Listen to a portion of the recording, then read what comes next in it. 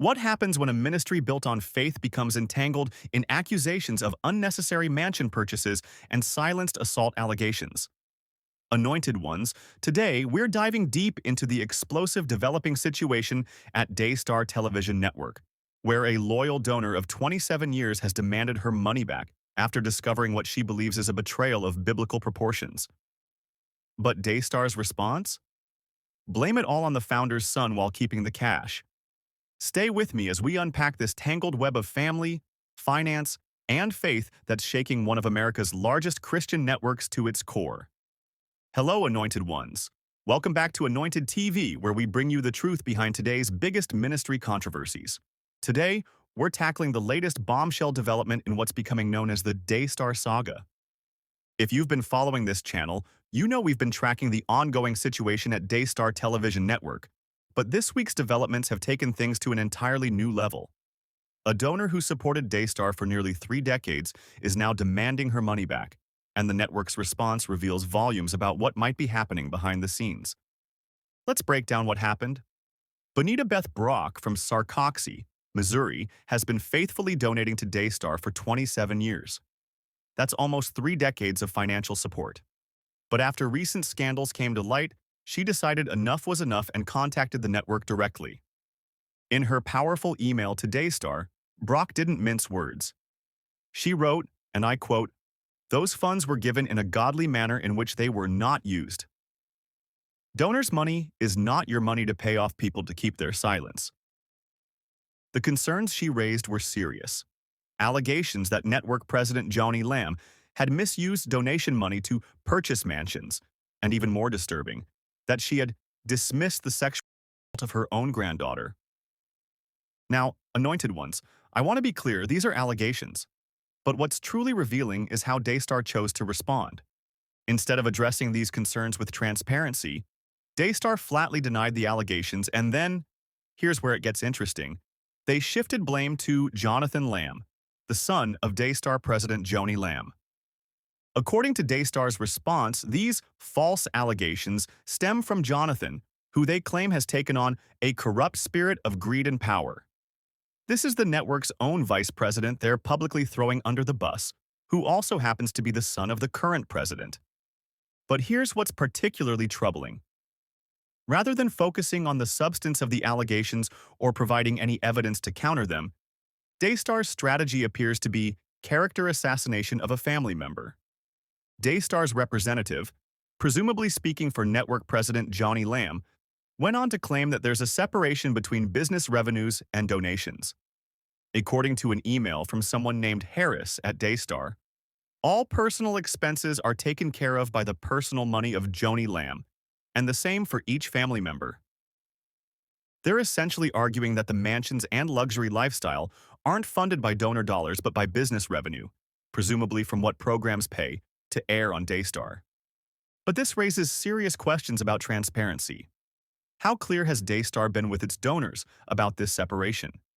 And more importantly, where exactly is the line drawn between ministry funds and business revenue? Now, Anointed Ones, I want to give you a balanced view of this situation. From a strictly legal standpoint, the waters are a bit muddy when it comes to donation refunds. Christine Jones, an attorney who represents a former Daystar employee, explained that nonprofits aren't typically required to return donations. In fact, what makes a donation tax-deductible in the first place is that the donor gives up control of the money. Jones stated, "There is no blanket rule that requires donations to be returned." However, and this is crucial, she also noted that there are exceptions, particularly if donations weren't used properly. If a donor gave designated money and the nonprofit didn't use the money for that designated purpose, the donor may have legitimate grounds for a refund request. Additionally, if there's suspicion that gifts were misappropriated, donors should consult with legal counsel. But perhaps the most explosive aspect of this entire situation is Daystar's decision to publicly disparage Jonathan Lamb in their response to a donor.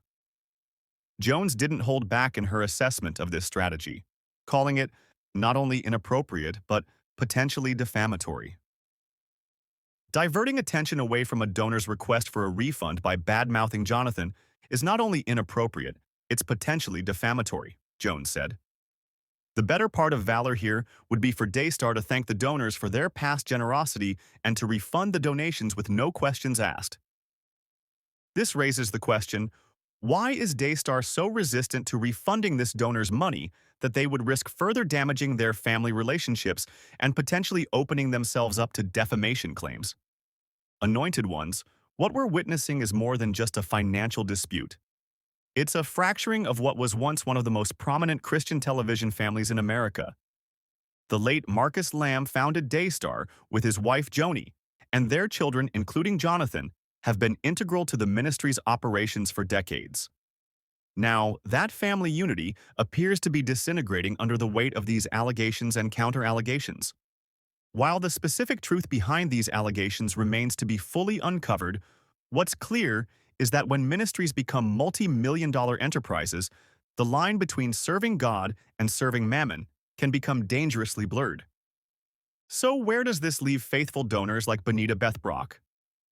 For now, it appears her 27 years of financial support won't be refunded, and her concerns have been dismissed with a deflection strategy that points fingers rather than providing transparency. As this story continues to develop, we here at Anointed TV will keep you informed of the latest developments. But this situation serves as a powerful reminder that even organizations built on biblical principles can fall prey to the very temptations those principles warn against. Anointed ones, what do you think about Daystar's response to this donor? Should ministries be held to a higher standard of financial transparency?